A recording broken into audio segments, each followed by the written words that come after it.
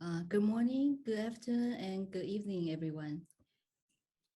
Thank you for attending our CSW 66 Parallel event, Women and Girls Empowerment for the Climate Emergency, the NEST. This event is organized by PPSEAWA, Pan-Pacific Southeast Asia Women's Association Taiwan chapter, and is co-organized by Tainan Sprout. My name is Mandy Chen. I'm the president of PPSEAWA Taiwan. Founded in 1928, PPSEAWA is an international women's organization devoted to family, peace, and understanding the Asian Pacific region. PPSEAWA has a special consultation status to the United Nations Economic and Social Council, ECOSOC, with representative at the United Nations in New York, Geneva, and at ESCAPE, UNICEF, and UNESCO.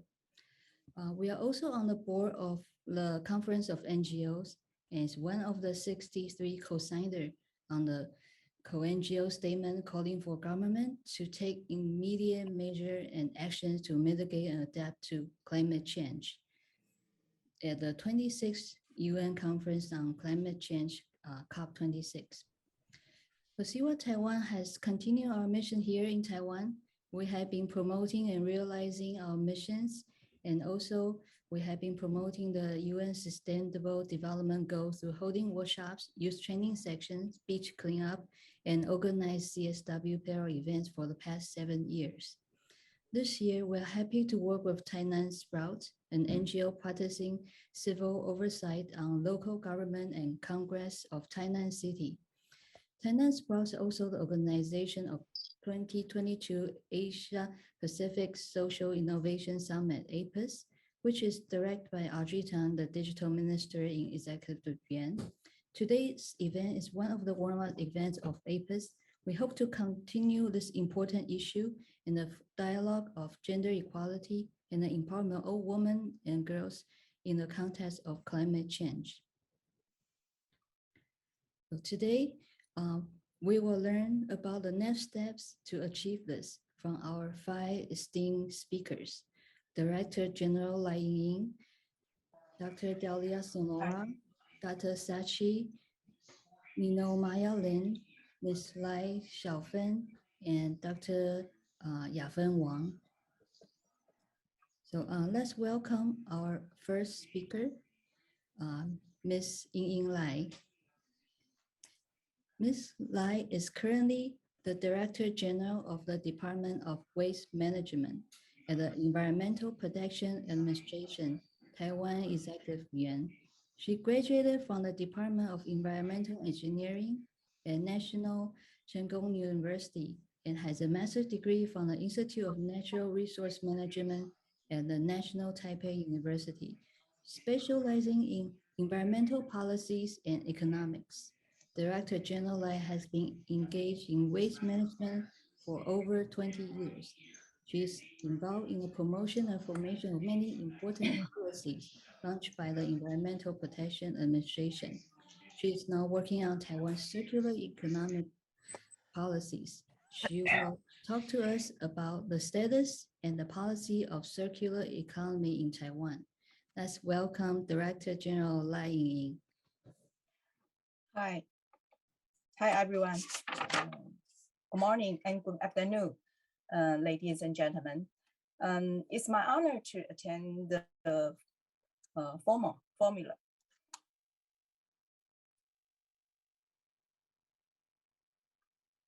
Today, I will introduce Taiwan's efforts in climate change and circular economy. And Taiwan is an independent energy supply system and relies on imports for 99% of its energy.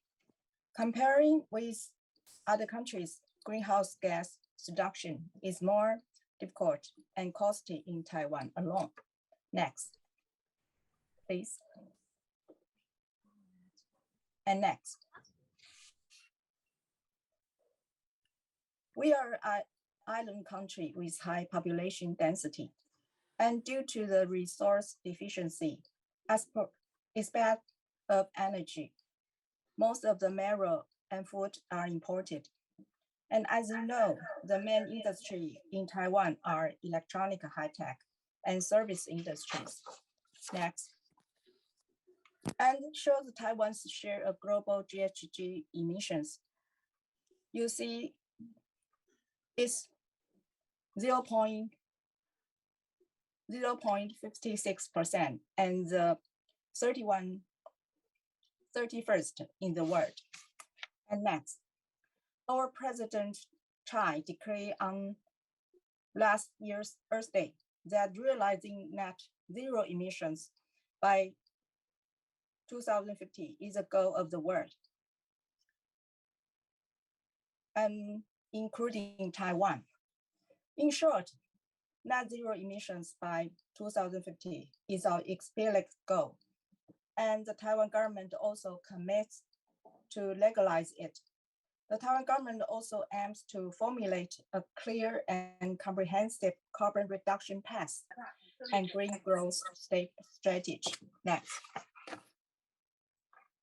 Actually, in July 2050, Taiwan have enacted the act, which legalized a 50% emissions reduction target for 2050 comparing with 2005 GHG levels. The act also mandates the setting of mitigation goals in stage. Moreover, in April 2020, Taiwan has made a commitment to cut its greenhouse gas to net zero by 2050 to combat climate change. The pledge brings us in line with other countries like EU members, Japan and South Korea that have set similar net zero emissions targets. As I say, we are planning to amend the act. And moreover, we use 8 strategies towards the net zero emissions by 2050 regarding renewable energy, hydrogen, electrification, and CCUs, and so on. Next, this shows climate change sponsor X framework. It sets the net zero emission target and also makes overall plans for issues such as collecting of carbon levies, climate governance, adaptation, and stronger mitigation instrument. For example, carbon levy is also introduced to our draft. And we will practice the polluter pays principle. The resource fund will be for promoting low carbon industry development. Next. Our government have coordinated to the relevant agencies to form the working group on roadmap to net zero emissions, covering topics such as decarbonized energy industry and energy efficiency, green transportation, and so on. We also leverage social force and work together with the public to come up with a roadmap. And Taiwan continues to its effort in all sectors. Climate change may be a crisis, but it can also be a turning point to a better future. Next, it's a 45% of global emissions are associated with the production of goods and materials. So next, I will introduce the circular policy and development in Taiwan. The promoting background, we follow the carbon emissions reduction and resource recycling trends. Second, the domestic environmental attributes urgently need to reduce the pressure on waste treatment. And the other way, we are following a new circular economy business model and has gradually taken shape in recent years. Next. This shows the consumption of materials in Taiwan. So you can see the statistics. The average domestic material consumption per capita is about 10.9 tons. Next. For the waste statistics, We keep enrich our database to gradually understand the problem. And by using those data, we got the rate of recycling, process, export, and so on. Next I will introduce our efforts for household waste recycling reducing. Next, in Taiwan, private sector system and recycler dealers that has operated for decades is still in operation, passed through economic incentives of the market. In 1988, we amended the Act, begin to have the EPR program. That is, producers bear the responsibility of recycling post-consumer products. And then in 1997, cooperated the community residents, recycling industries, and local governments and recycling fund. We have the 4-in-1 program. Next. EPR is the most common tool for waste management policies around the world. And our EPR is regulating the producers to pay in advance for the recycling and disposing fees of the product, which is an incentive used to subsidize the related sectors. On the other hand, the producers should put the recycling mark on their bodies. Next, we introduce the 4-in-1 program that results in a fund collecting of almost 7 billion NT dollars per year to promote the recycling. The system that uses recycling fees collected from manufacturers and importers to establish a recycling fund, which is then used to subsidize the recycling disposal system. This system provides the adequate economic incentive to encourage the development of recycling industry and to create employment opportunities.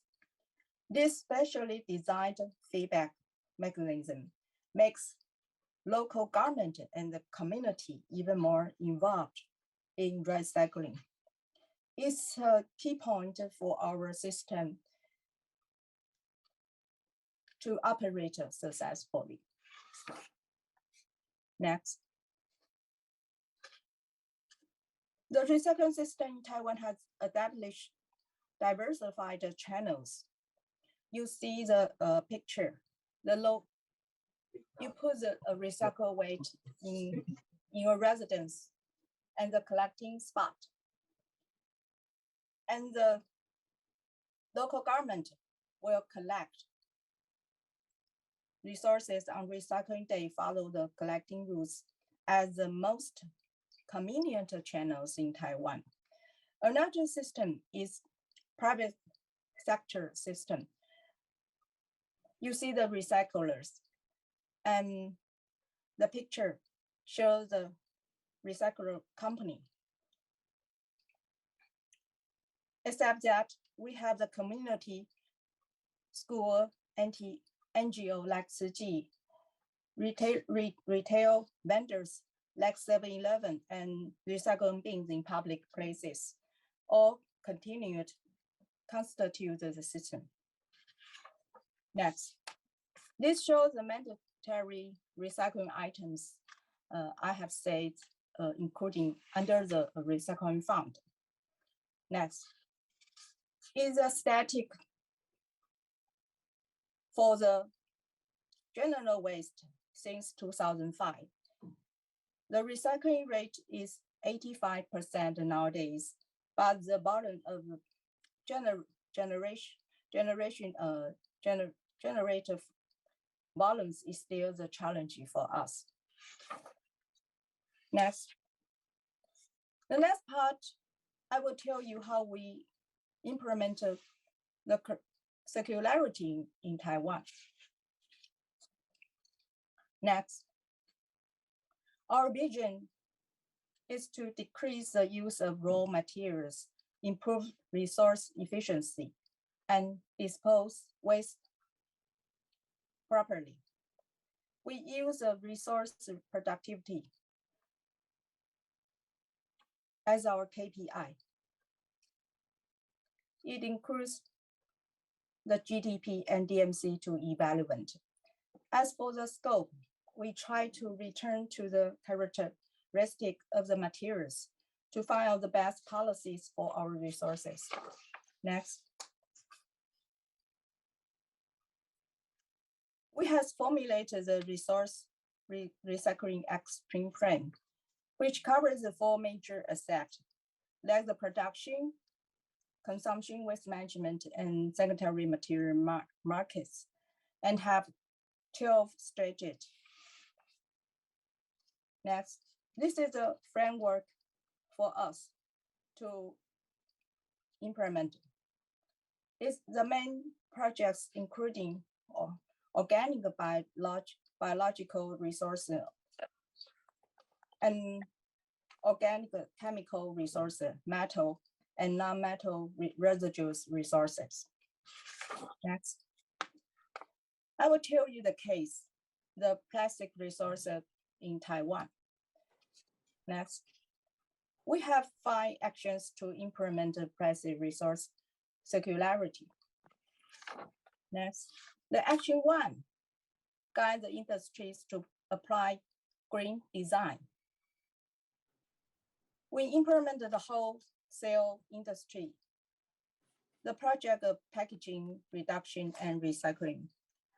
The principle is easy to disassemble, modelize, and easy to recycle design.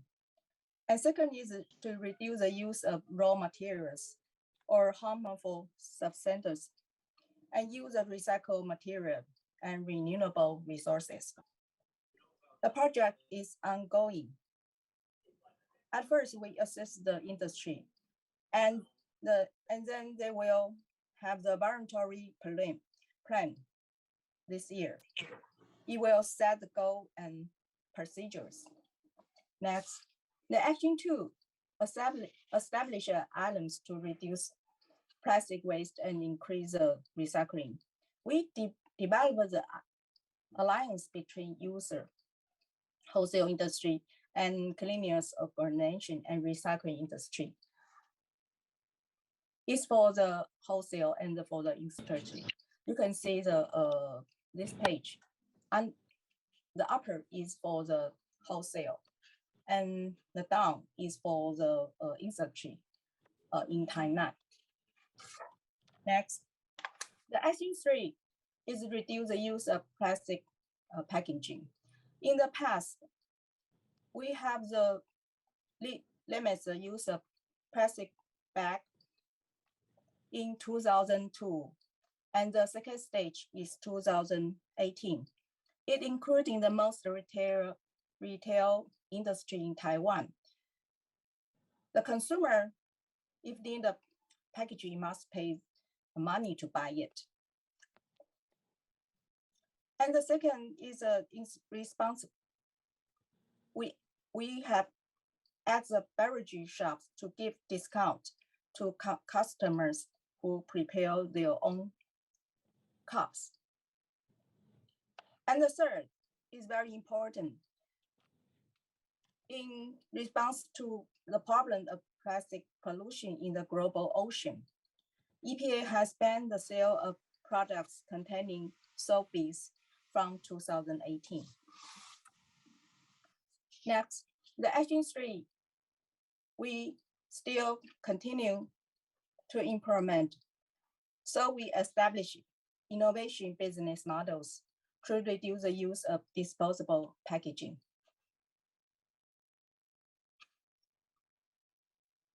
The lab 1 is a circulation box for the online shopping.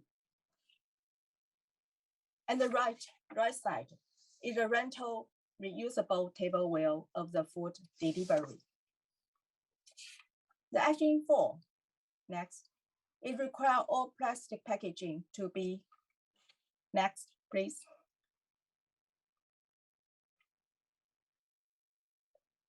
Next page, please.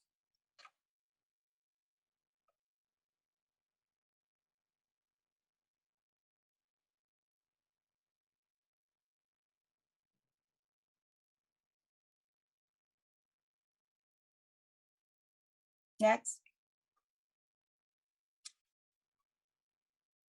Oh, sorry. I'm talking about the action 4. Yes. We divide this recycled plastic packaging into 4 major categories. The single use, reduce from source, which guide by laws. And the second, the containers announced for recycling, implemented by 4-in-1 resource recycling program.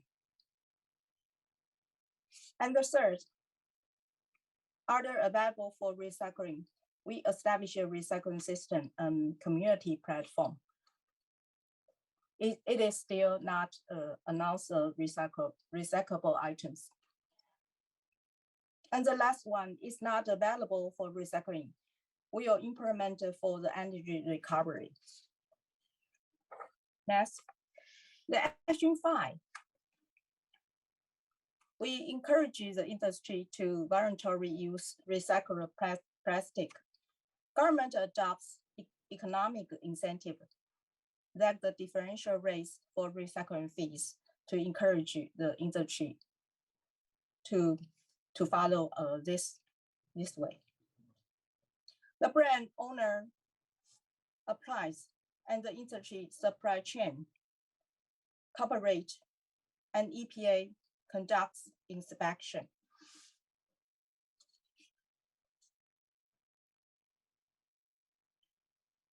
And we will incorporate eco labels and differential rates of recycling fees to encourage the industry to do that. Next.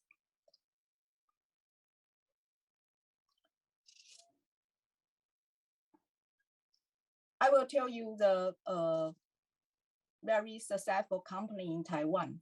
The page 31, please.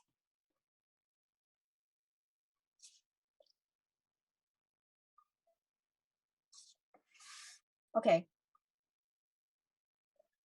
It's a very successful company in Taiwan, the Far East New Century. It makes the Texas side from waste. Except that it will do the bottle to fiber, bottle to bottle, and bottle to other packagings to circularize the plastic. And next is a plastic circulation value chain in Taiwan. Next, please.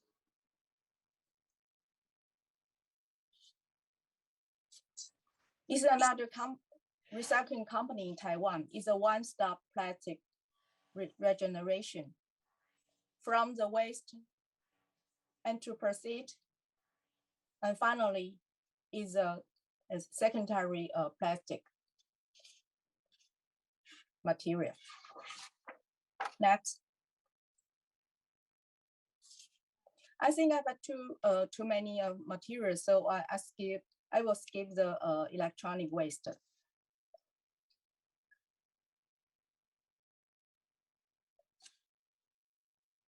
We have the household appliance and IT have announced the recycling item.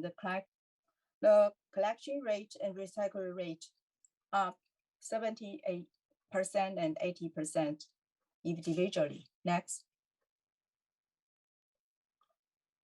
It's an e-waste from the industry set. We collect, we recycling and refined into valuable materials. Next.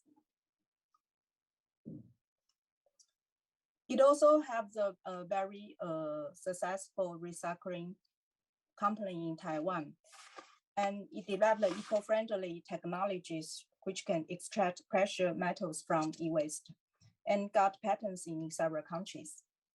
Next.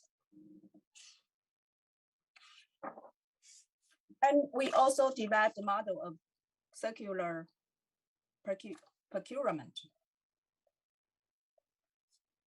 At first, we will use government procurement to take the first step.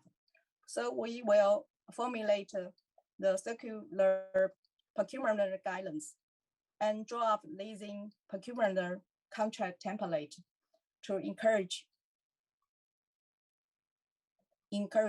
the different organization to use this model to buy their computers or pad, like that.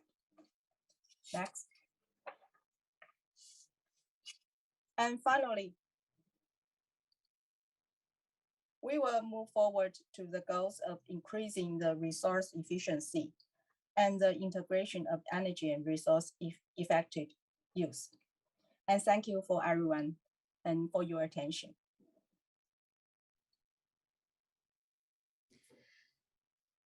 Thank you, Director General Lai, for this wonderful introduction of Taiwan's circular economy.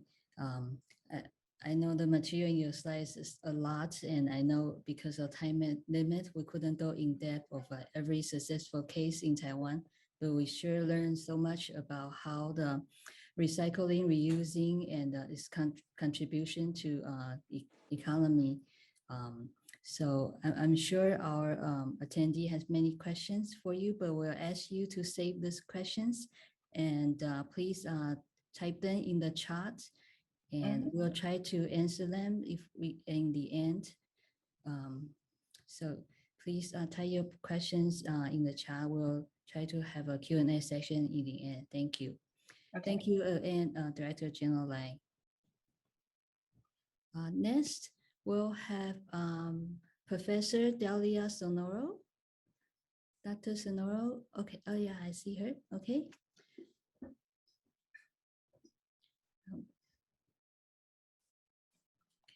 Dr. Sonoro is a director of the Office of International Linkage for Research and Development, IRED, and also a professor at the School of Civil, Environmental, and Geological Engineering of Mapua University in Manila, Philippines.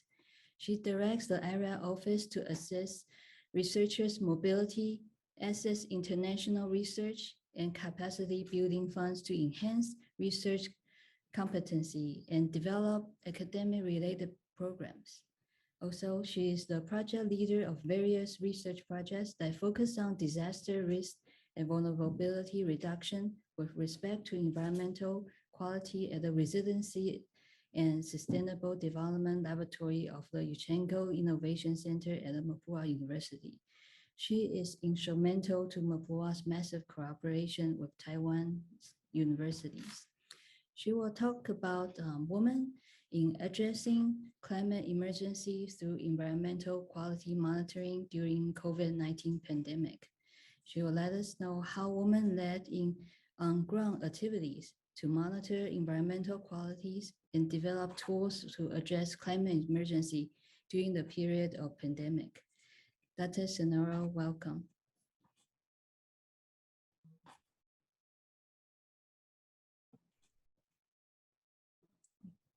Good morning, everyone. Thank you for that wonderful introduction, Mandy. And today I will share with you our activities that are being carried out during the pandemic. This is actually a research project that is being funded by the Department of Science and Technology, Philippine Council for Health Research and Development, and is being implemented by Mapua University. Me as the lead project, and the team is composed of significant number of women and girls. And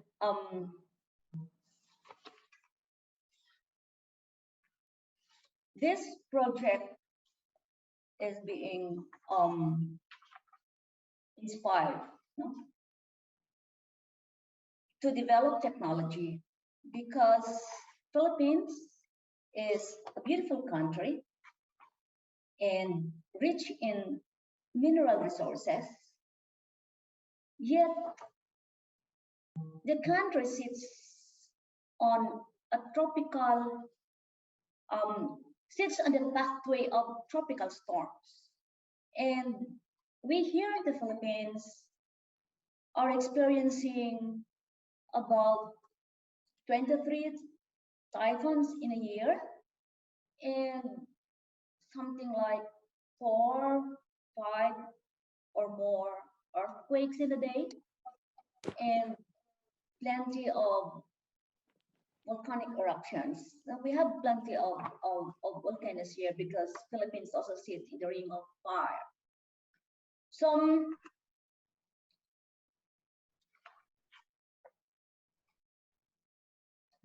since Philippines is rich in mineral resources and Philippines sits on a tropical storm pathway, so meaning flood, we are experiencing flood all throughout the Philippines. And having Philippines being rich in mineral resources, we also have about 32 abandoned open mine pits. And then in the early of 2020, just before the lockdown caused by the COVID-19 pandemic, our smallest volcano erupted. So imagine the Philippines, the country, having sits in a tropical storm pathway with plenty of volcanoes, active volcanoes, and rich in mineral resources with 32 abandoned open mine pits in the country, and here comes the pandemic.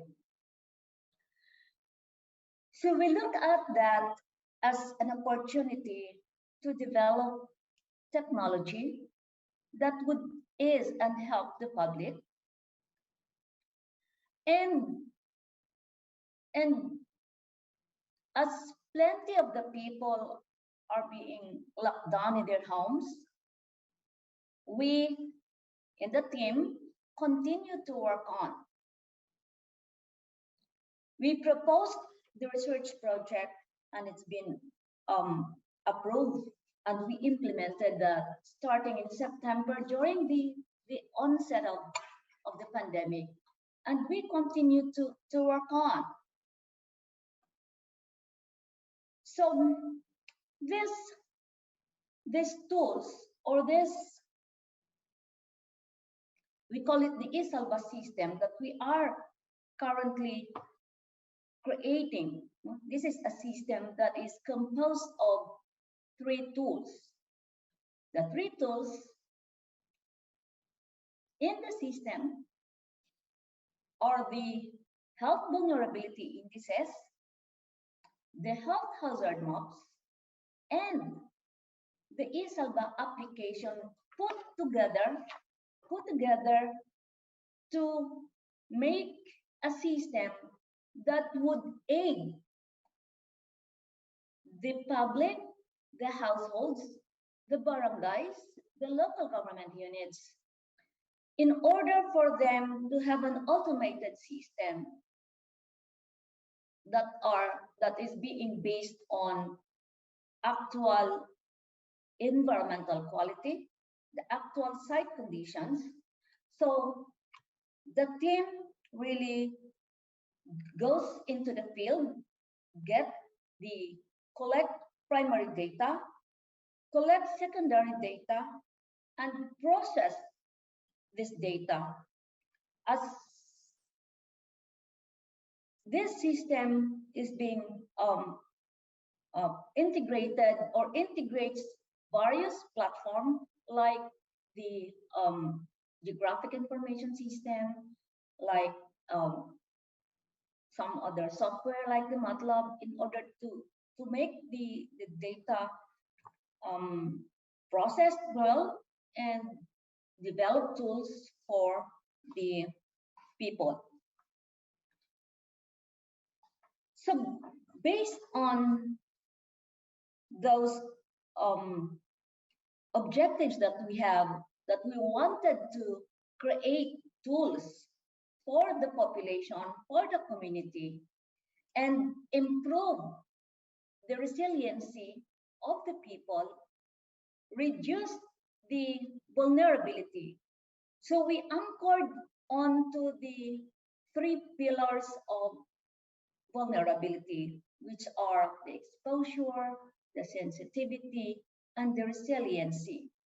And then we identified what are these indicators and sub-indicators that contribute into the vulnerability of the people and also contributes to the improvement of the resiliency.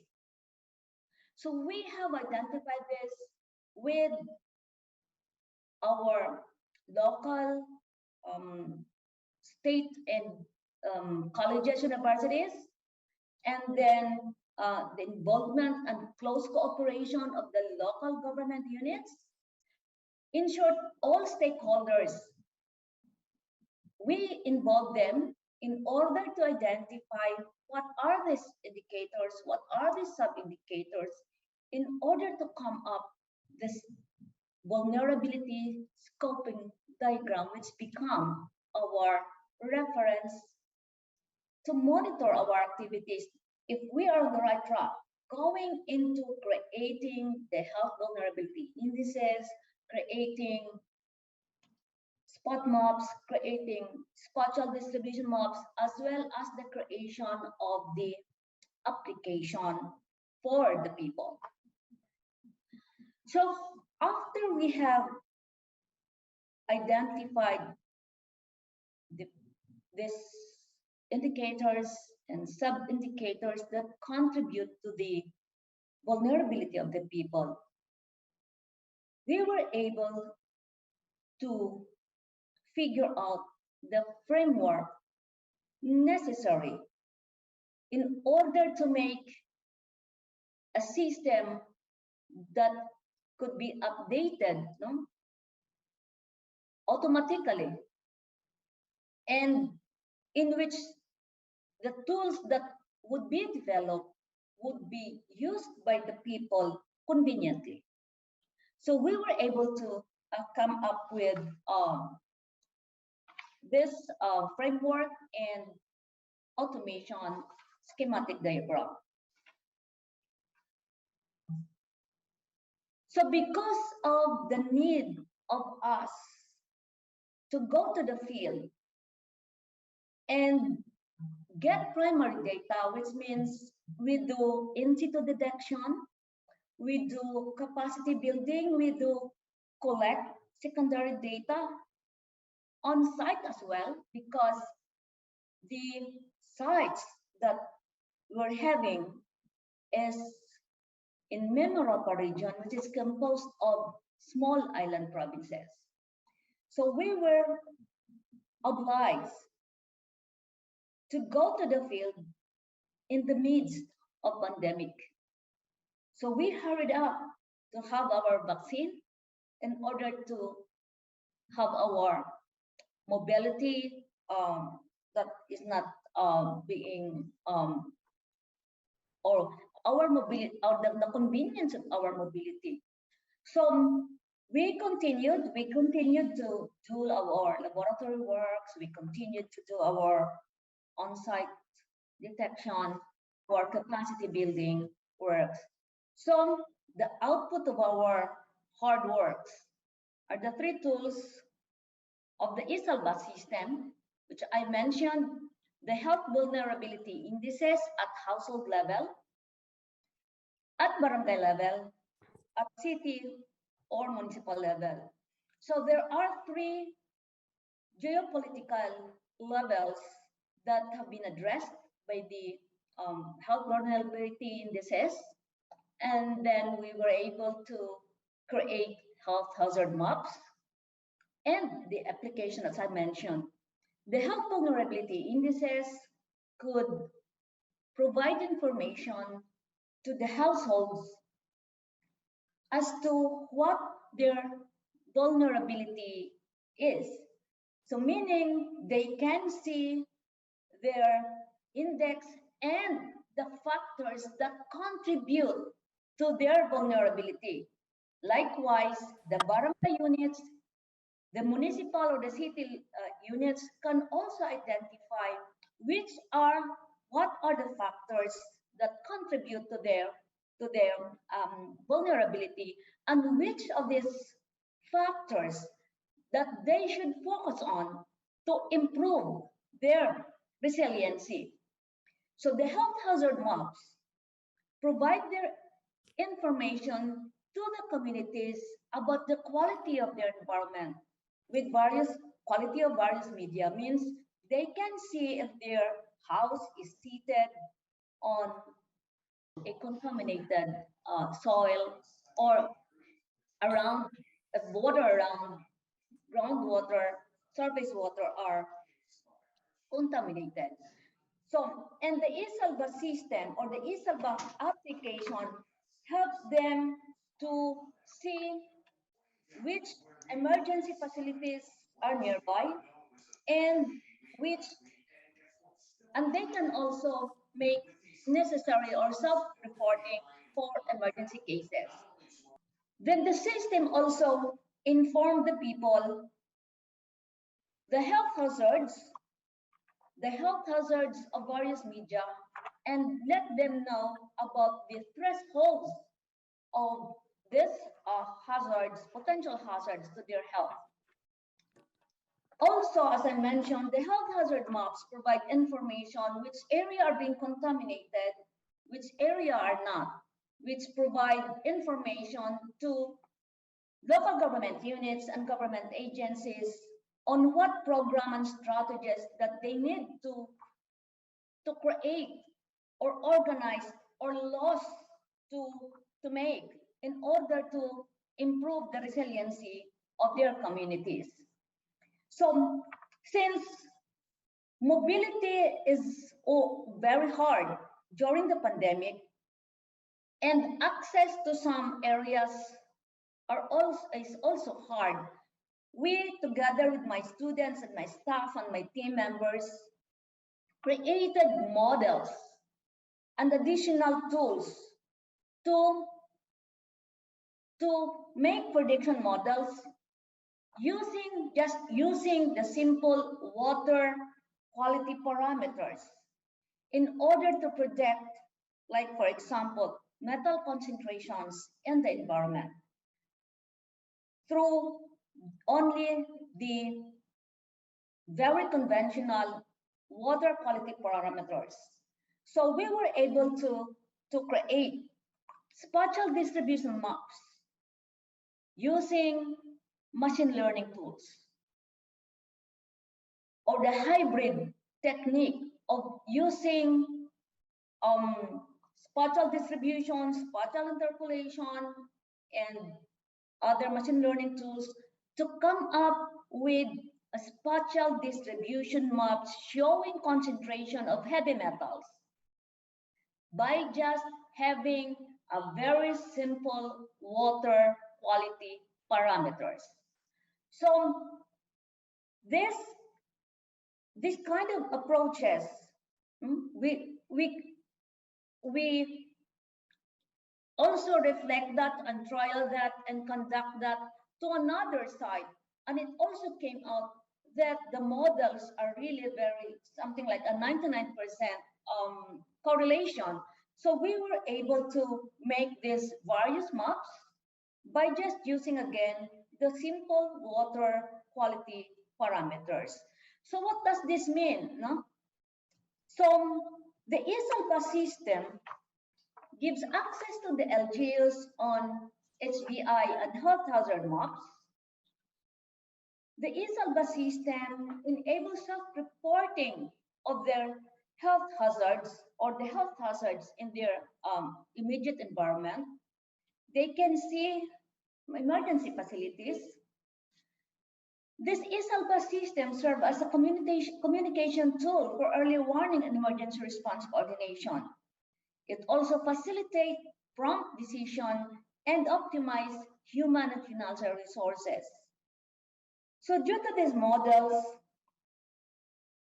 expenses could be cut, exposure of people is lessened, and then it eases the monitoring activities of the government agencies and the local government units.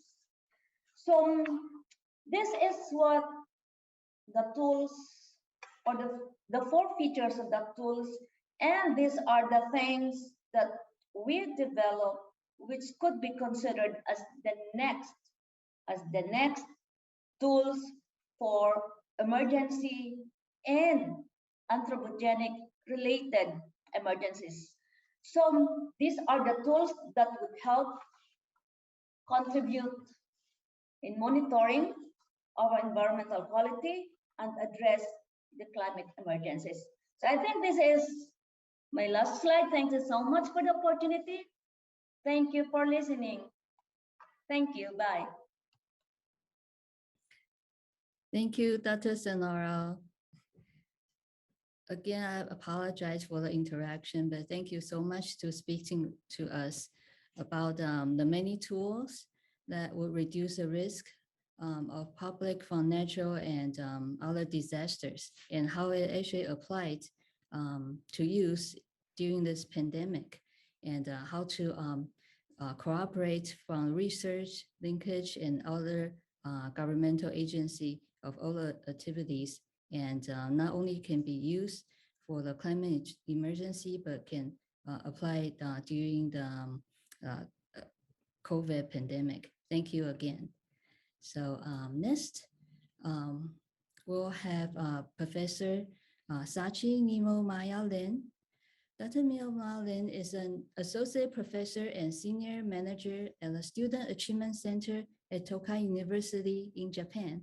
She has developed her career as a facilitator, coordinator, and researcher for environmental education and education for sustainable development at NGOs, governmental institutions, and universities in Japan, Malaysia, Australia, Thailand for over 2 decades.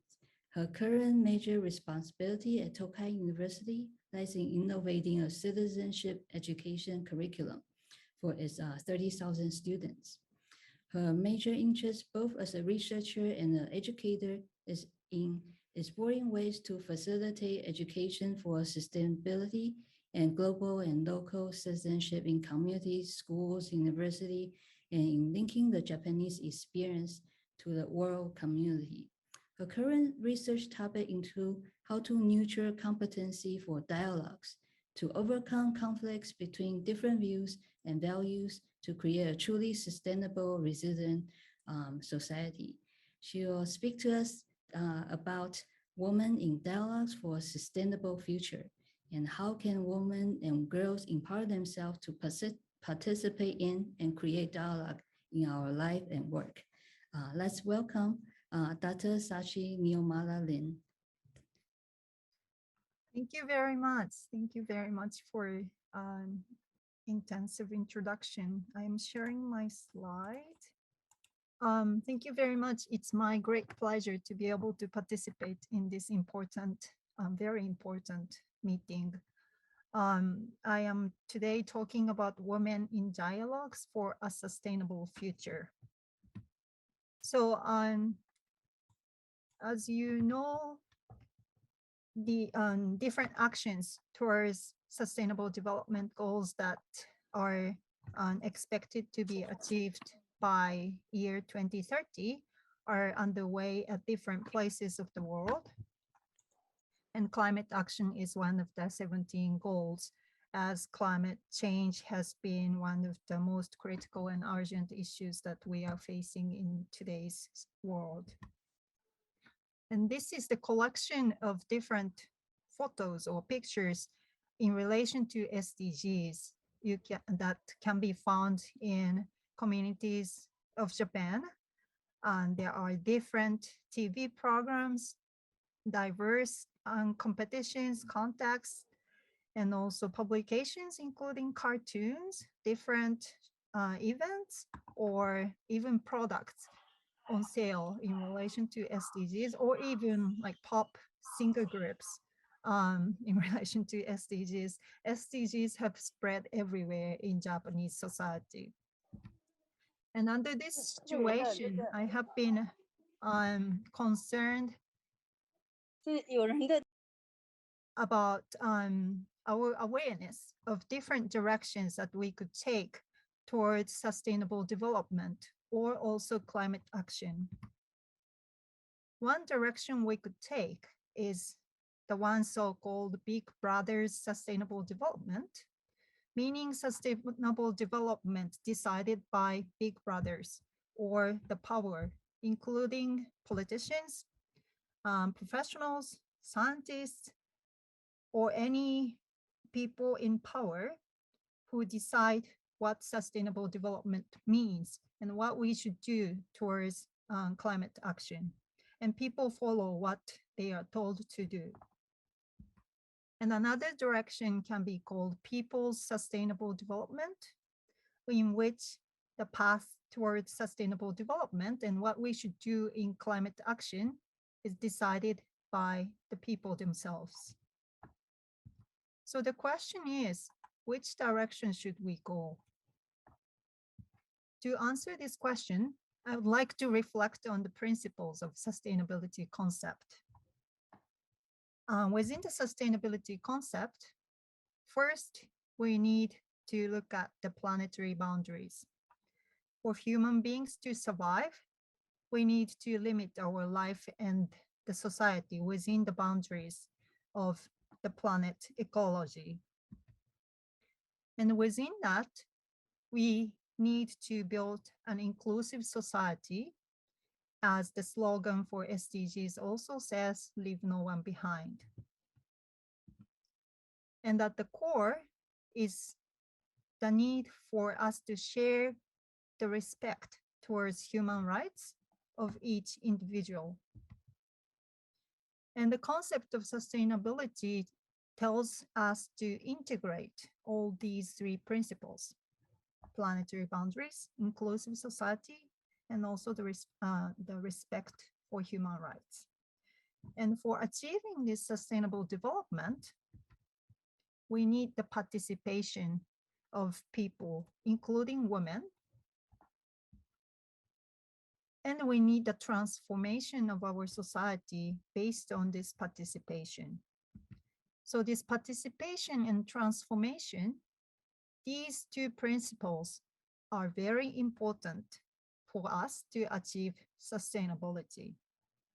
And participation means rights, power, and opportunities for all people, including girls and women, to express their thoughts and to connect with others and to engage with communities and to take part in sustainable development.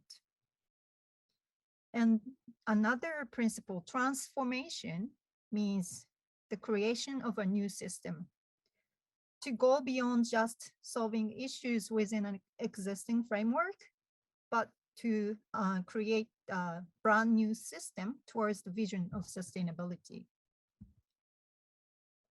And such importance of transformation and participation is based on the characteristics of our current society, which is called VUCA. VUCA stands for volatility, uncertainty, complexity, and ambiguity. And these are the four characteristics that are said to characterize our society that we now live in. And in this society, we face different issues like climate emergency, COVID-19, or international conflicts and wars, and also aging society, globalization, and growing gaps, and so on. And all these issues are in line with these four characteristics of our society. So to overcome such issues, can we expect the solutions raised by professionals or governments?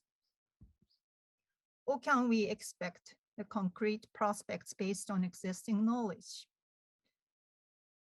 No, we do need collaboration of diverse people and organizations instead of relying on one field of professionalism or governmental decisions. And we also need flexible actions toward unexperienced and unexpected problems and changes. And to realize these, participation and transformation play the key roles. But the problem is sustainability is as often called an empty signifier. The term sustainability doesn't mean much. Everybody agrees on the importance of sustainability, but there are often hidden conflicts behind that term sustainability among different values and interpretations. And such conflicts between different interpretations of sustainability exist everywhere in our life and work, including family, school, communities, offices, and the world. Conflicts between different values or conflict between different standpoints are everywhere in our society. And to overcome these conflicts, if we do not have any dialogue, these are what we will see to happen. The solutions will be forced by the politically, economically, or socially powerful side, again, including the professionals, scientists, or the politicians, and the big businesses. And in such a process, the voice of minorities, including women and girls, are left unheard. And as a result, the structural problems and vested interests are maintained as they are, and the essential transformation that we actually need for sustainability will not happen. So to avoid this, we need the dialogue for sustainability. And if we have that dialogue for sustainability, we will be able to find a common ground among different values to create a path toward the sustainable future based on diversity and fairness. And for this, women, girls, and other minorities need the empowerment for sustainability dialogue so that we can leave no one behind. And here I would like to look at the difference between dialogue and debate.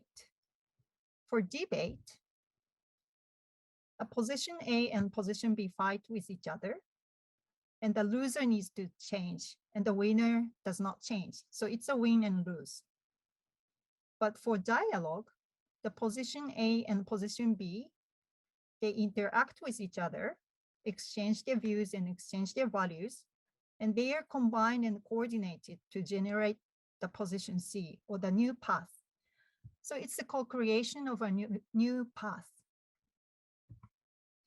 So if we have this dialogue for sustainability, we can have diverse opinions combined and coordinated so that we can generate the new path towards sustainability. And the empowerment for women and girls and everyone else is necessary to participate in such dialogue and also to create space for dialogue for sustainability. But this is the reality in our society. This was the news reported in February last year in Japan.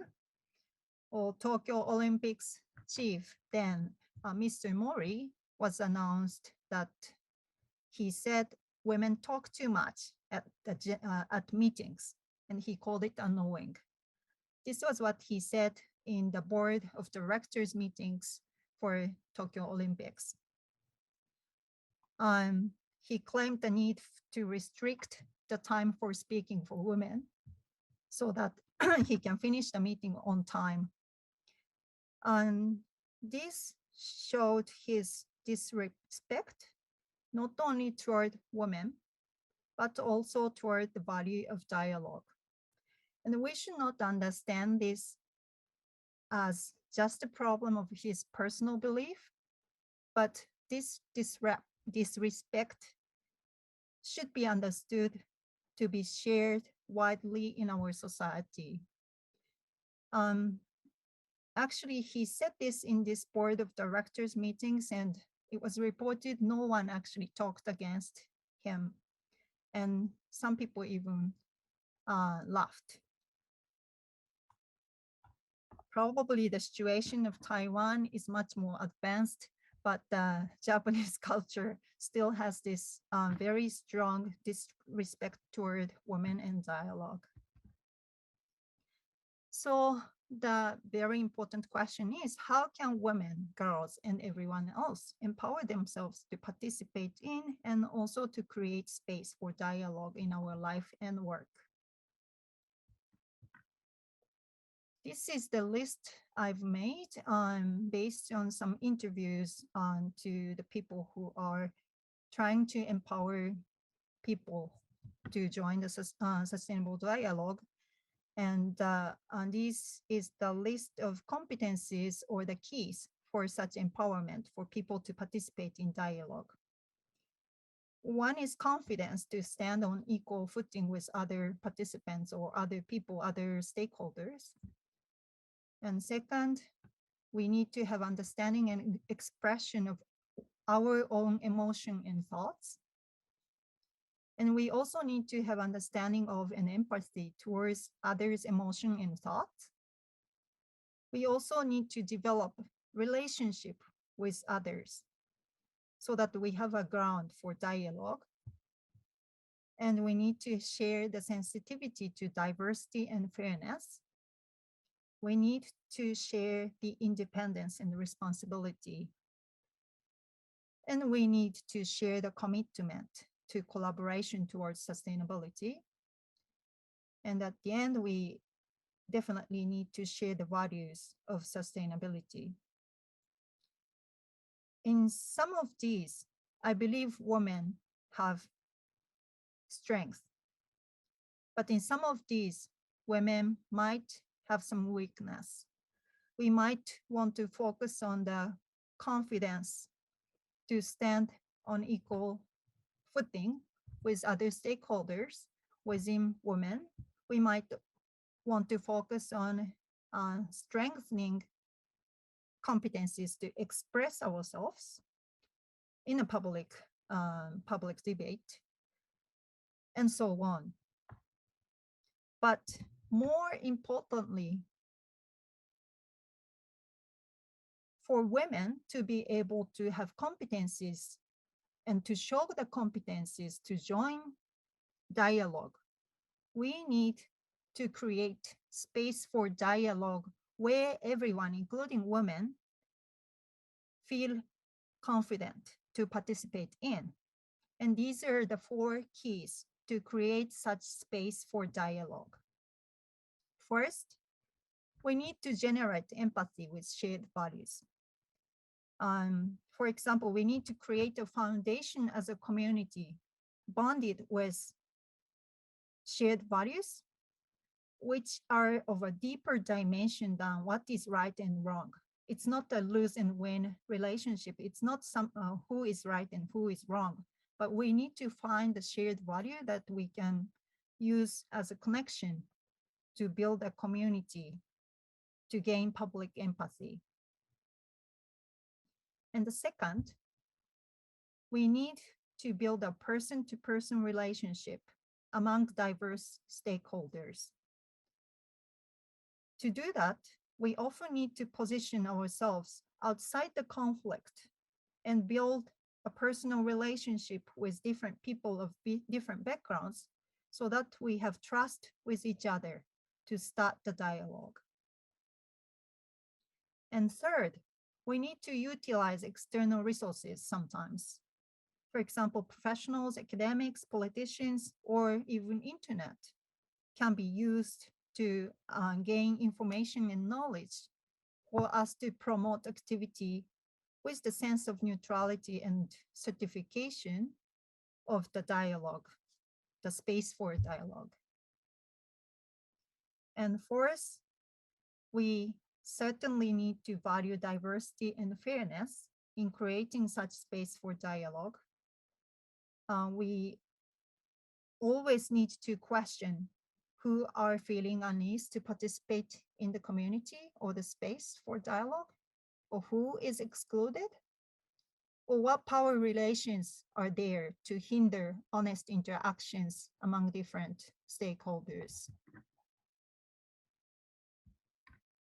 So with these keys, we need to create space for dialogue and co-creation of the new path towards sustainable future, including climate action. We need to have such spaces, as many as possible, within our community and in our society. And to create such space for dialogue and co-creation, I believe women and girls play a very important role. Girls and women have our own strengths to create a shared value, to create a shared empathy, so that we can create different space for dialogue where diverse people, including women and girls, but also different minorities, to participate. And we can co-create the path towards the future. Okay, this is the end of my presentation. Thank you.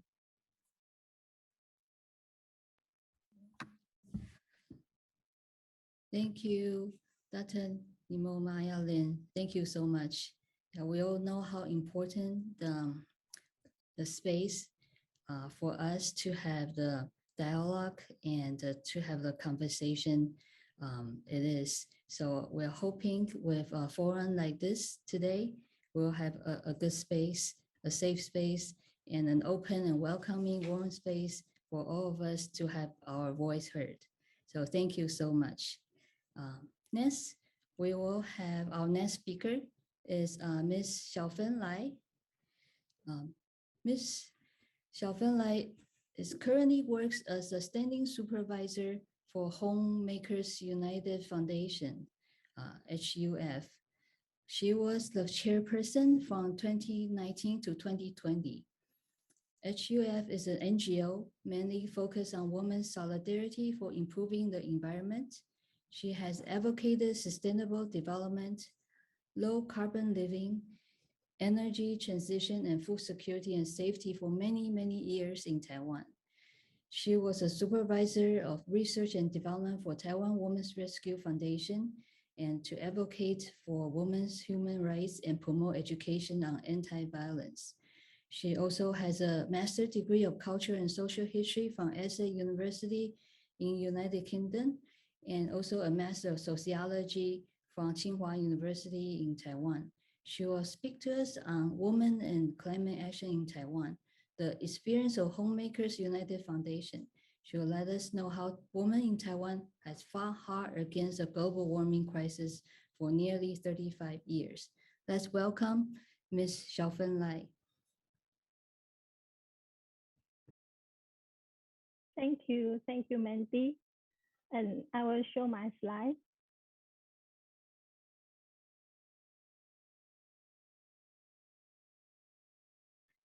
Okay, it's my honor to be here to present the experience. Okay, thank you. To present the experience of HUF, the topic I'm going to talk about is women and climate action in Taiwan. How have these local women fought against the global warming crisis for nearly 35 years? And I will do my best to offer you some insights into our efforts on this issue in the next 20 minutes. The next. Okay. Firstly, I want to talk about about who we are and what we do as an organization. Next, I'm going to talk about how women have been trailblazers to push for sustainable food consumption and production. so that women are leaders and active participants in creating agri-food lifestyles. Lastly, I'm going to share with you how women have been working on promoting and implementing green energy in community. And the Homemaker United Foundation, HUF, was established in 1987 to promote a low carbon lifestyle and raise awareness on environmental issues. HUF is run by middle-class homemakers. We hope we can unite all women to improve our environment and quality of life. In the early 1990s, the HUF began advocating for food safety and initiate a collective purchasing movement. In 2001, the group of our members established a separate cooperative organization, Homemakers Union Consumers Co-op, HUCC. HUF began advocating for energy transition and for electricity generation. Our members established the Green Advocates Energy Co-op, GAEC, in 2016. We are a big family. HUF has many volunteers and supporters acting together. HUCC now has more than 70,000 family members, including our great partners, more than 20 family farmers and producers, as well as taking care of each other. Green consumer and farmers have the strong connection.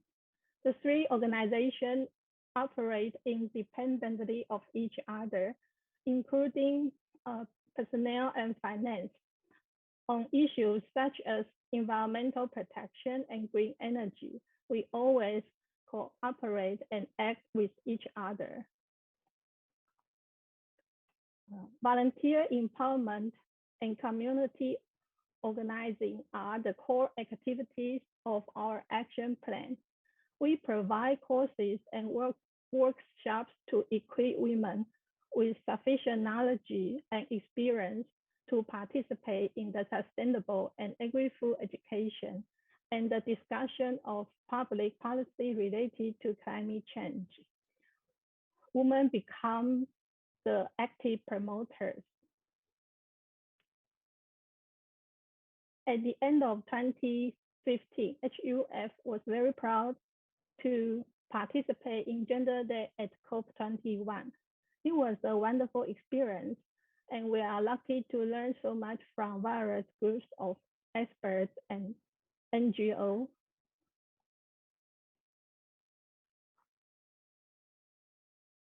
After COP21, drawing on the everyday life experience and actions of mothers, we gradually escalate them out into the community. We care about what we eat and how to get clean, fair food, which is good for the earth, our families, and society.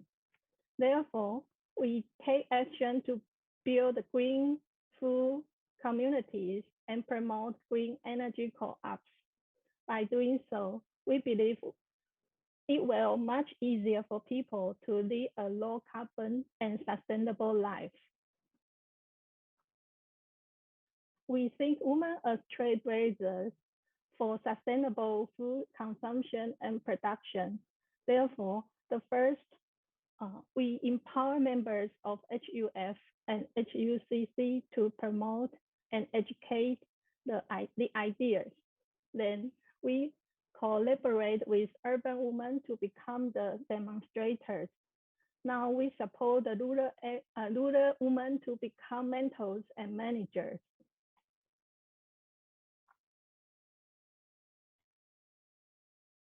Here is a graph showing different issues that we have promoted for many years, from recycling and making compost to benefit our soil.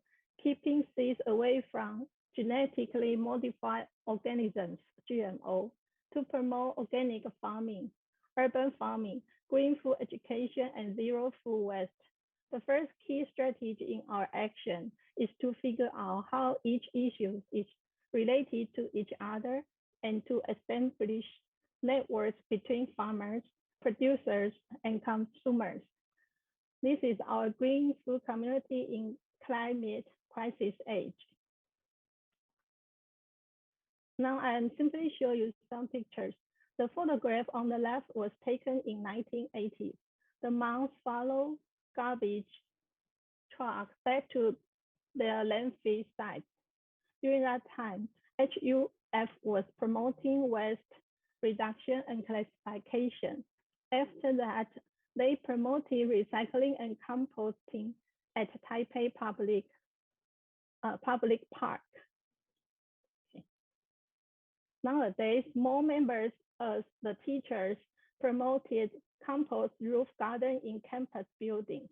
Here is the rooftop farm in Taichung University of Education.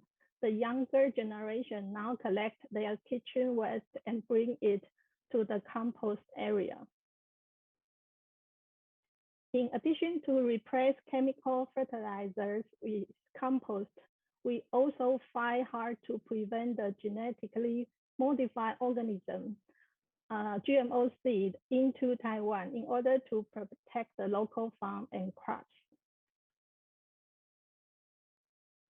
To promote organic farming, we launched some community courses for homemakers to learn more about nitrate and pesticide residues. Here are our staff and volunteers teaching moms how to test the residue at home.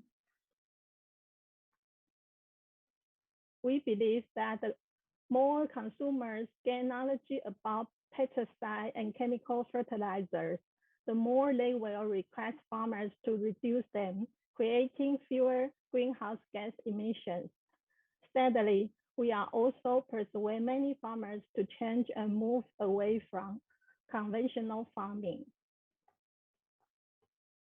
We think that everyone has a responsibility to reduce their carbon emissions and to increase their capacity and resilience to the disasters. A campaign calling for urban farming was launched in 2015, and our projects have gone steadily smoothly. The plants in the photo can reduce sunlight and lower the indoor temperature by 4 degrees in average. We also teach kids to grow green food by using picture book, along with hands-on experience in gardening and cooking their own vegetables. Our volunteers work very hard on a daily basis.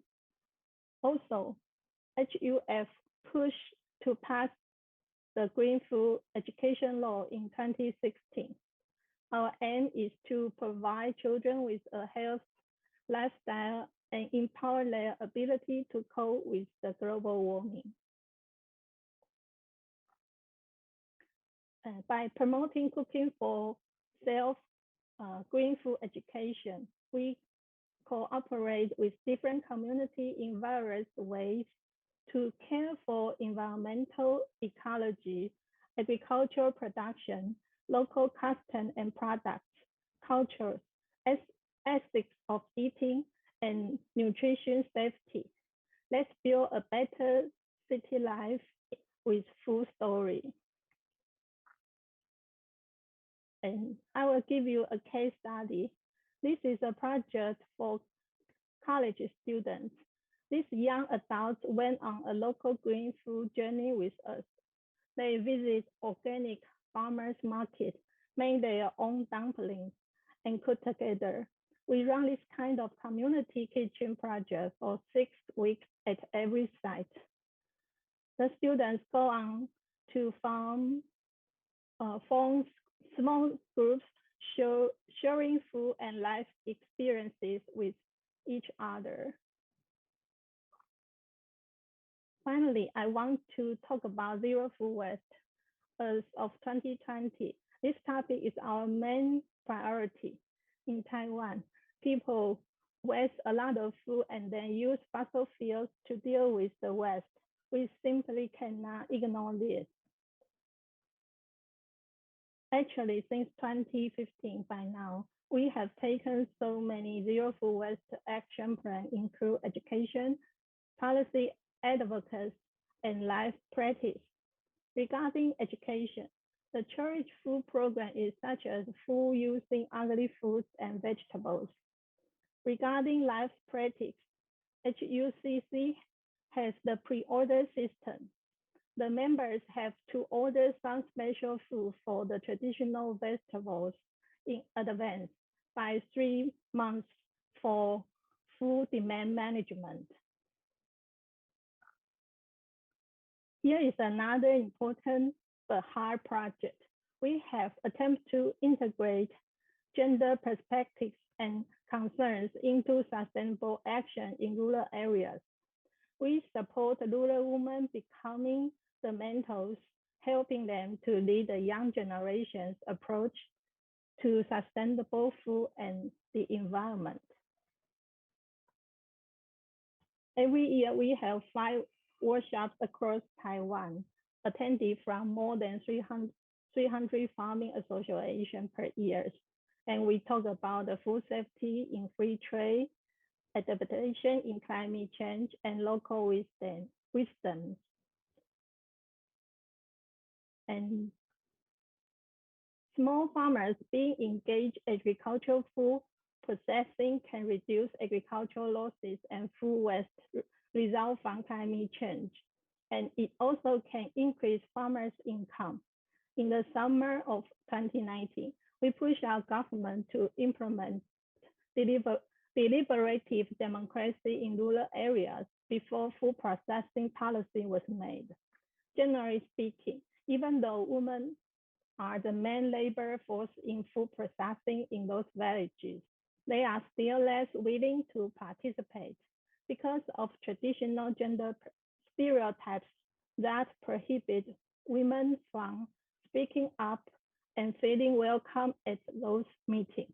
Therefore, we have been trying to reach out to more female farmers in recent years.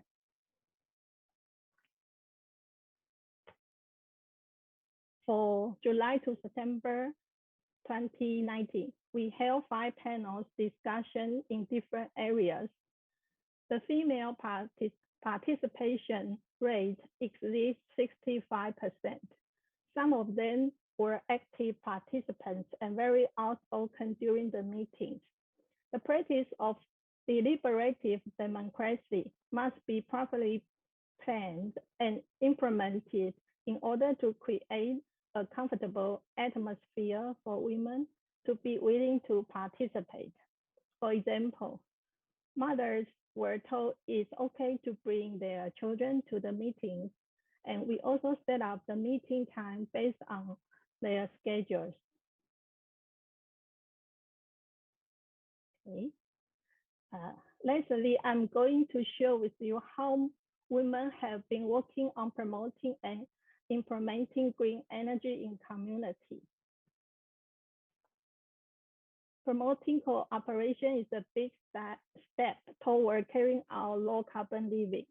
Our work has 3 parts: more self-education and roundtable discussion to reach consciousness.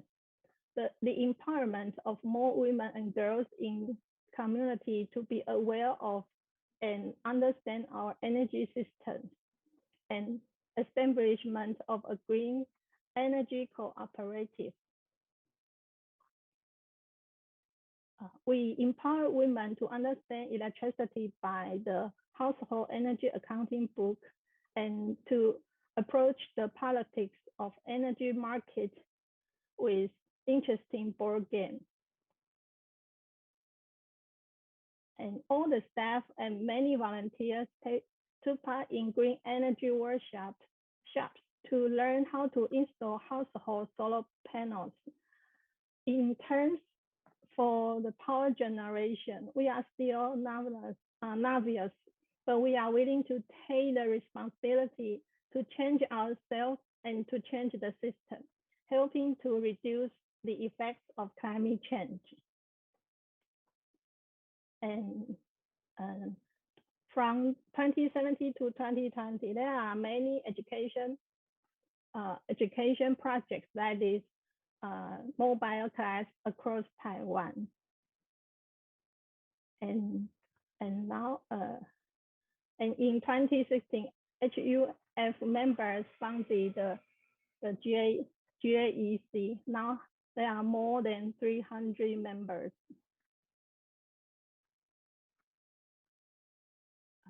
So since 2016, HUF and GAEC have been pushing our government to implement community renewable energy project in Taiwan. In the press conferences, as the pictures I'm showing, the representatives from 2 Chinese local governments were promising to support the policy of community renewable energy. Public building roofs will be made open and accessible to citizens to install their own solar power system. In 2020, 24 Taipei citizens, HUF and Taipei City government cooperated together to set up a solar power plant in Guandu Junior High School. Gandou Hao is the first and largest solar power plant on a roof of a public building run by the NGO and community people. The Chinese name Gandou Hao means that women and children will enjoy a good future together because of green energy. Starting from scratch, more than 60 local women invested in the power plant and donated part of their profits from the solar energy to environmental education and community welfare. The most important thing we hope for is to find a solution to involve women in energy transition, especially in disadvantaged communities. And in 2022, HUF owned 5 rooftop solar power points and GAEC owned 8. Now we have funded and built our own plans for policy advocacy and for the promotion of civic participation in energy transition. The GAEC continues to attempt to find more locations with suitable conditions to set up green energy where possible. We believe networking and collaboration is very important. When we share the same vision and work together, we can definitely move toward a greener, better life and future. Thanks for your attention. Thank you, Ms. Lai. I know it's hard to put 35 years of hard work in 20 minutes.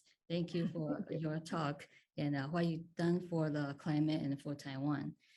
Because of time constraint, but I'm going to move on our next speaker. Last but not least, we have Professor Yafen Wang. We want to thank Professor Wang, who's instrumental to putting this panel together for us. Thank you very much.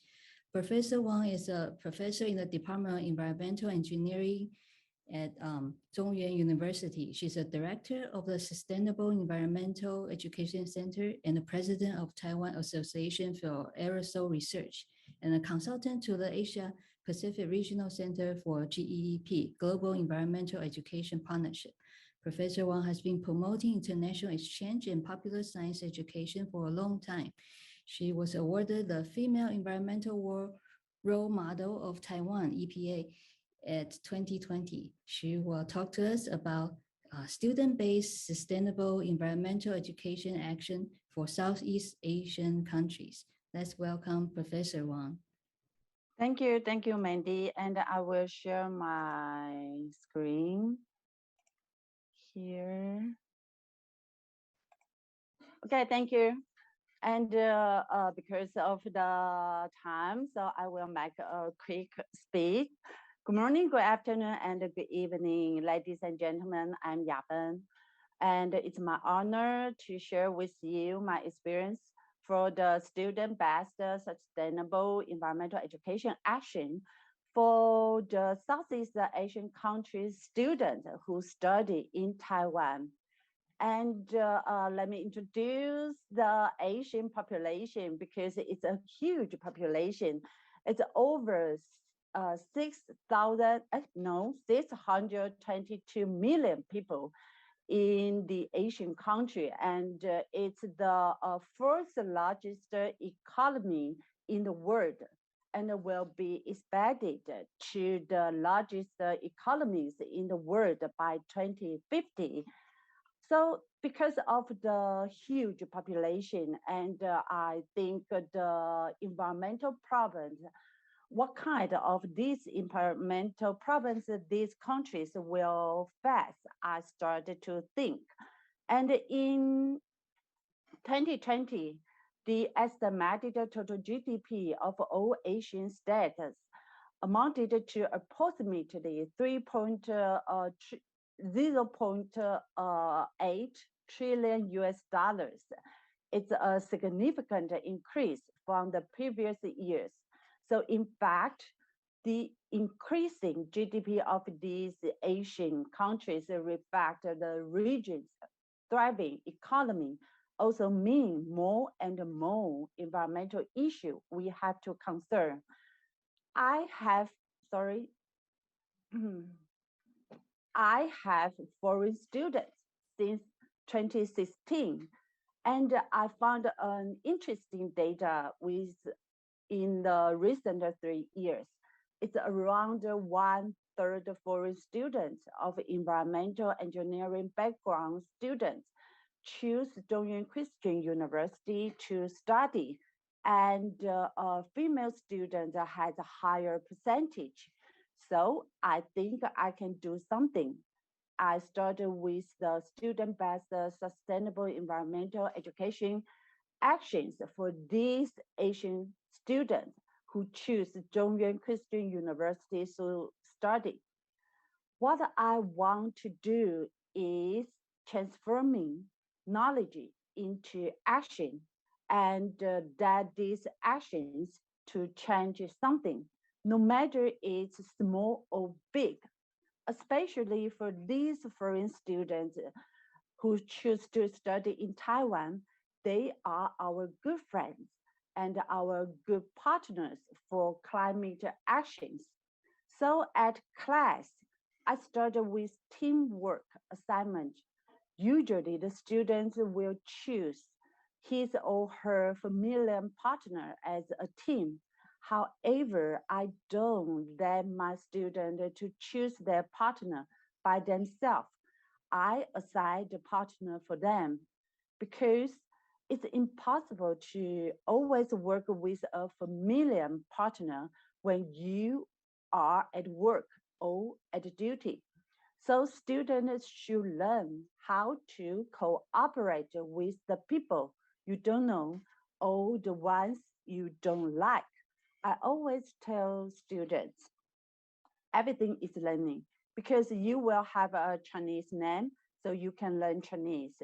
Maybe you have a bad partner, and you will learn how to play a poor hand well. So in the class, understanding and discussion are very important. So if the student want to have some solution, first at all, you have to understand these questions. So I ask the student to share and discuss about the environmental problems in their countries. And we will choose different issues as the discussion topic. And they can compare the status of their countries and think about the solution and exchange the information and what kind of actions we can do together to improve the environmental quality in the future. So during the brainstorming, many interesting ideas were inspired. and will transform into real actions. And before pandemic, I invite the international lecturers every year, and they are from Canada, from USA, from Japan, to share the advanced techniques and good policy. And this is one example. Students will understand until 2019.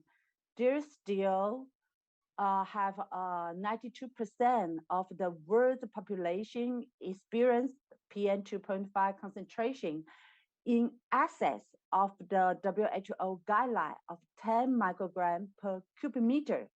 So without policy interventions, exposure to PM2.5 will increase by 15% by 2030, seriously compromising quality of life and risking lives worldwide.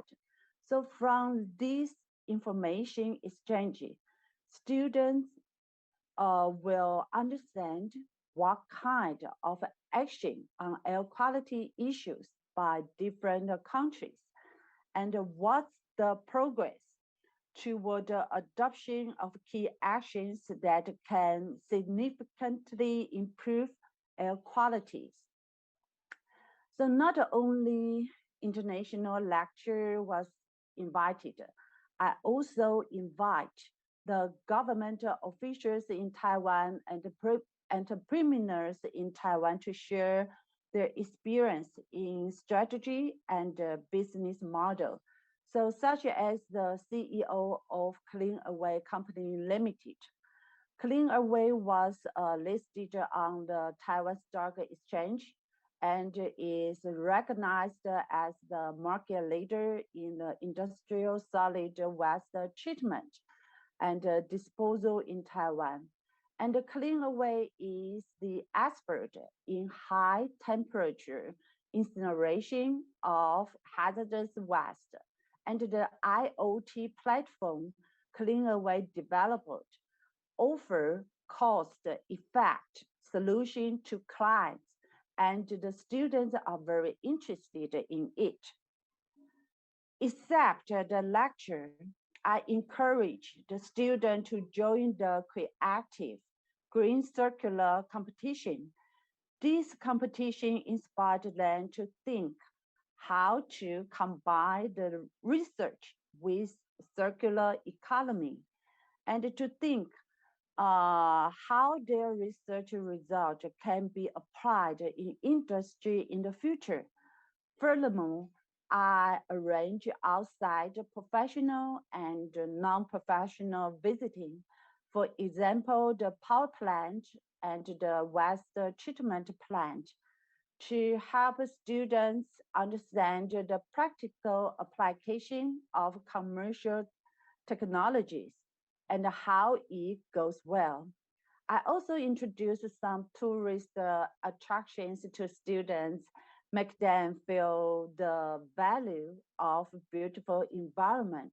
So if you come to Taiwan, please remember to visit the Sunmoon Lake and take a bicycle trip here. It will be wonderful. I also designed some assignments to guide the student to do some observation. Why observation?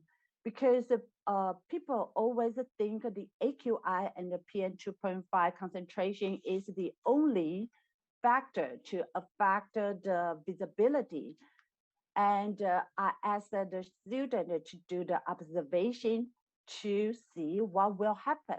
And this was the photo a student took for 2 months at the same location and the same time to observe the change of sky.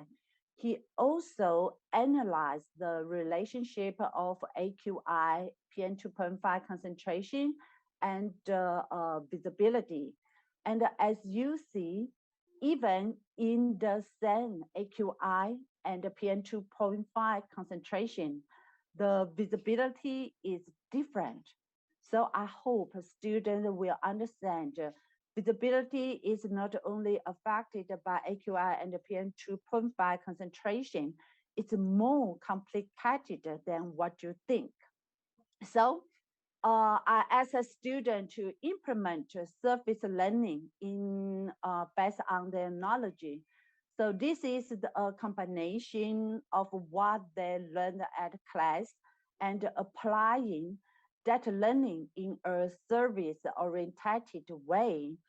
So this required the student to do the service based on their professional knowledge. So some students choose to do the service to new residents in Taiwan, teach them the very basic knowledge of AQI and how to protect themselves under the bad AQI and what they can do for good air quality. And some students choose different background for students as the service target. And I hope the students will understand they have the ability to make the world better just from helping the people around you to understand the climate change, to take some daily actions, and you can reduce water waste and food waste, and understand the importance of the renewable energy. And this is an example in Indonesia. And we provide the food miles teaching materials. The foreign student translated these teaching materials into their native language and bring it back to their countries. And the student teach the elementary school students. So from the food miles to learn the sustainability and to understand what's the meaning of carbon footprint and the impact of the imported food, and prefer to choose the local food after they learn the course.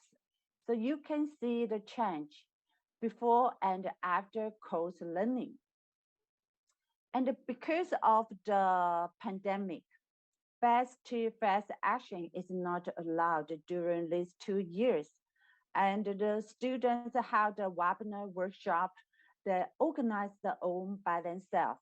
They invited their friends in Asian countries to join together. And the responses are very surprising. Even now, there are still many people, they don't understand the very basic AQI, and they don't understand the impact of bad air quality. So I think we have a lot to do, and we can do more. So the student-based sustainable environmental education is just a beginning. I always tell the students, if you want to go fast, you can go alone. If you want to go far, you can go together. When you work together, you will be stronger. So I expect the change in the future. Thank you very much. Thank you so much, Professor Wang. Those are some very lucky students that you have. Thank you so much. Thank you. I would like to thank all the speakers for such informative and important talks. We learned about the current status and policy of circular economy in Taiwan, and how women led in on-ground activities to monitor environmental quality and development tools to assess climate emergency, and how can women and girls empower themselves to participate in creating dialogues for sustainable future, how an NGO fought hard against global warming crisis, and how to achieve sustainable environment via education of students. We have learned many ways and tools to empower women and girls for the climate emergency. We also know there are so much more that we can do as women, as girls, to achieve gender equality and the empowerment. of all women and girls in the context of climate change. That's why we hope to continue this dialogue to extend the focus and to keep the conversation going, and hope everybody can keep working and achieve our goal. And to extend the focus, we will also like to invite Ms. Erda Yan, the Director of Tainan SPAO, our co-organizer today. She's also the convener of the 2022 Asia Pacific Social Innovation Summit Committee, to give a few words about the summit and how we can continue this dialogue and extend the focus to the 2022 APIS. Ms. Yan. The Asia Pacific Social Innovation Summit was first initiated in 2018 and has since been one of the significant summits on advocating social entrepreneurship and harnessing innovations and solutions to challenge facing the region. For the last 4 years, there have been more than 1,200 social entrepreneur influencers, advocates, academic activities, journalists, and government officials flocking to the Asia Pacific Social Innovation Summit each year, with the ambition to accelerate the progress of social innovation in the Asia Pacific region. The fifth summit is going to be held in Tainan, the old capital city with a history of 400 years in Taiwan. And the main theme of the fifth summit in 2022 is Asia Neo Normal.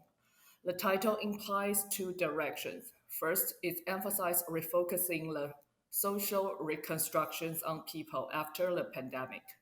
The concept of social innovation should be introduced if we want to redress the problem in the present social system. Secondly, it's re-examine the relationship between the environment and humans and explore and discover as many solutions as possible with the goal of making more contributions to the sustainable development of the mankind. We try to introduce the concept of social innovation into every field to deliberate the existing business models and production methods. We want to facilitate every members of the society to become a more responsible producer for the environment and an agent of the labor force. The equilibrium among people and between the environments and humans is crucial to reducing the impact and damage in the society that is caused by the pandemic or natural disasters. This summit, according to the reflection, will also set a model of itself. In addition to the objective of making contact between the government, the academic, and the industries, we will combine the concept of the net zero carbon emissions into the entire design and planning of the event, hoping to create an environment-friendly green summit. This will be the first of its kind and have something to show for future activities. If you are interested in joining us, please Google the APSIS 2022. Thank you. I want to thank all the speakers again. I think we have maybe 3 minutes for Q&A. I think the first question I would like to have for the speakers, any of you, would be if there's a message that you hope the participant can take away from our meetings today, what would it be? We can go together for climate action. Thank you. Thank you. Dr. Nimoyama Lin? Yes, collaboration beyond the national boundaries, within the planet boundaries, would be the next step. Especially for Asian countries, the language has become a barrier for international collaboration. But I think with this technological development and the new age that has come after pandemic, we can overcome the boundaries further and we can build the collaboration stronger. Thank you. Thank you. Ms. Lai? I think we don't want the climate change. We want the system change. So women, no matter which generation, we are the solution. So we are work and made the effort together. Thank you. Thank you. And Dr. Sonora? Hi. Yeah, I can say that the takeout for this particular conversation is yes, cooperation, collaboration, and respect and space for women. So I think that's the takeout for this conversation, for this forum. Thank you so much. Yeah, we all learn so much from you.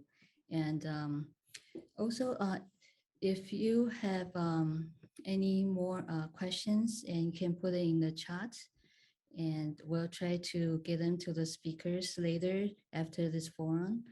And thank you very much for participating in our forum today. I cannot express any more of my appreciation to our esteemed speakers. Thank you so much, and our participation. Thank you for being here and in support of gender equality, empowering women, and in the era of many changes, the climate emergency. So thank you so much. And I hope you will keep following us on our PPSEAWA website. We have this video is being streamed and will be on the YouTube channel. If you search up on YouTube, PPSEAWA Taiwan, and also on Facebook, PPSEAWA Taiwan, and you can see our Facebook there. And also, like I said, if you have any more questions for our speakers, you can still put in the chat for us. We'll try to get to them for you. And thank you so much for being here today. And I hope all of you have a good morning, good afternoon, and good evening. Thank you. Thank you. Thank you. Thank you. Thank you. Thank you.